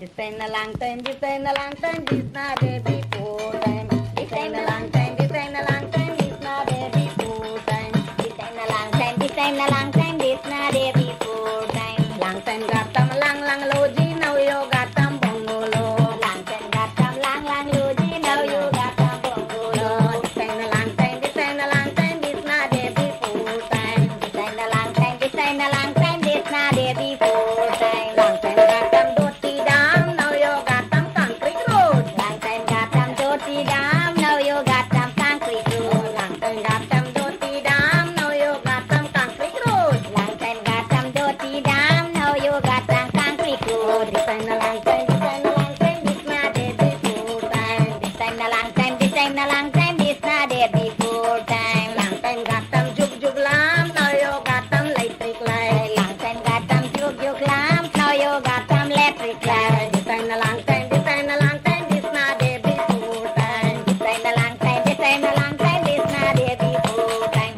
Long time got them broad bottom, now you got them tight straight. Long time got them broad bottom, now you got them tight straight. Long time got them broad bottom, now you got them tight straight.